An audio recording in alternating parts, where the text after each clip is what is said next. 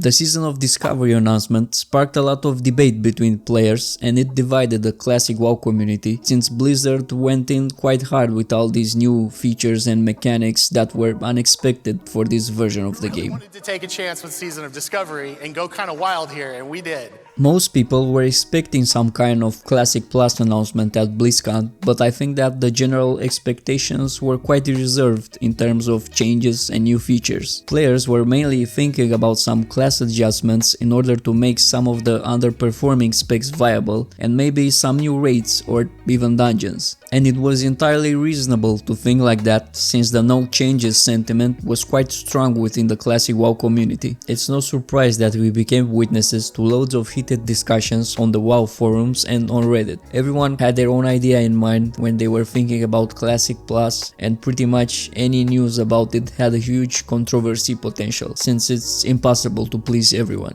A lot of frustration also came in from the fact that there is a lot of room for speculation and theory crafting when it comes to new content, and people have been going overboard with these posts about what features they want to see in Classic Plus. The fact that we are talking about Season of Discovery now, it's a proof that Blizzard is keeping attention on what the community is saying, and that's very important for the end result. We eventually got official hardcore servers, and that was another step in the right direction for Blizzard. Let's just hope that they will listen to their player base when it comes to future releases as well. We should all be happy that Season of Discovery is not Classic Plus, since there is no way they could develop anything decent within such a short time frame. And to be honest, I don't think that Blizzard has the understanding and capability to make a quality version of Classic Plus yet. And I say yet because here is where Season of Discovery comes into play. The fact that they went overboard with everything they added in indicates that they really want to see what works and what doesn't throughout the season. This is a good thing because they will really need to pay close attention to player feedback along with the data they gathered throughout the duration of Season of Discovery.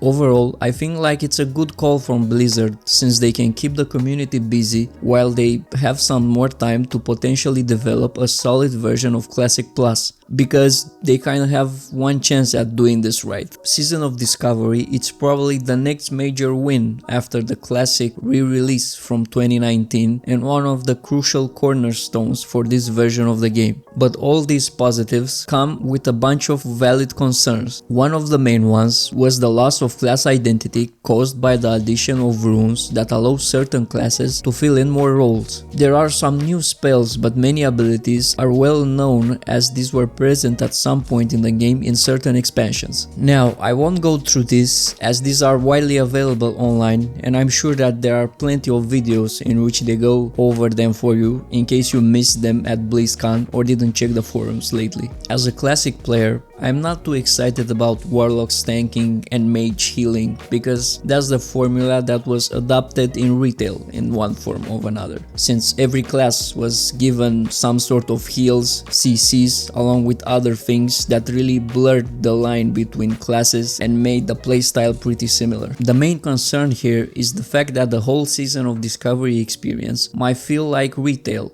and we all know how popular retail is nowadays. Class identity was one of the most important things in vanilla in terms of gameplay and fantasy, and it was also a driving factor for player interaction, because you needed a party in order to complete certain sections of the game. It really boils down to the fact that you needed other classes to do things that you weren't able to do. It's quite a simple concept, but it helps in maintaining the world alive and further immerses the players into it. Now, don't get me wrong, adding all these crazy runes will be fun, and I will definitely have a blast doing world PvP in a refreshing new context. The question here is, for how long? We might get a huge spike of players at launch and whenever new phases are released, but if the game has that retail feel to it, it won't be that appealing in the long run for most players. Another issue that is closely related to class identity is faction identity. Classic was unique in this regard because each faction had an exclusive class, and this reinforced the whole idea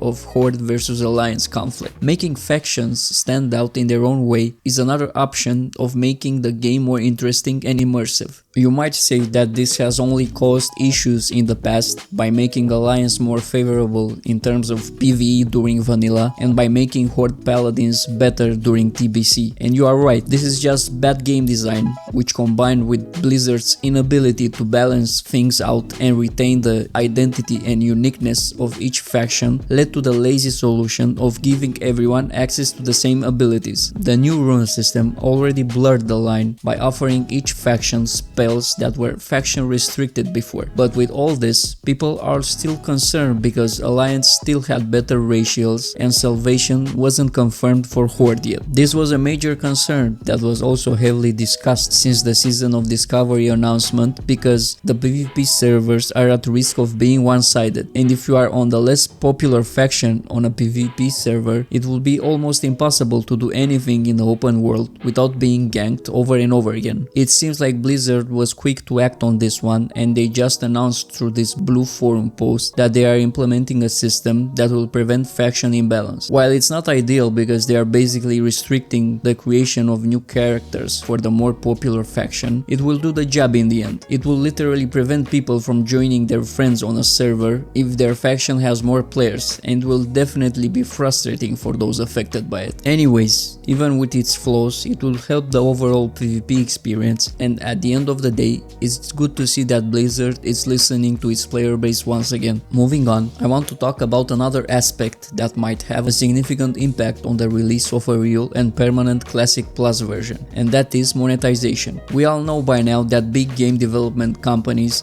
are just led by corporate robots that will only want to maximize profits and will prey on their player base without any remorse. And unlike retail or mobile games where they can incentivize players to spend some extra money through their cash shop and microtransactions, Classic by default is not that monetizable. It was simple, you just bought the game, paid for the monthly subscription, and for everything else you just had to play the game. A company might be hesitant to invest a bunch of resources into a product that is less monetizable than others. As a Classic player, I've been thinking more and more about this, and I somehow understand that developing a quality game takes time and resources. You need to have a talented and passionate team working together, as a lot of hard work goes into it. And I was asking myself if I would rather have a cash shop in Classic Plus or rather pay an upfront price as you do for new expansions. The answer came rather quick, as I would really hate to see a cash shop and a potential WoW token anywhere near the Classic version of the game. I would rather pay an upfront price for a well-developed game than have them invest a lot of time into filling that shop with all kinds of stuff and incentivize players to spend money on it. I really think that constructive discussions are the key when it comes to bringing more attention to some Classic Plus concerns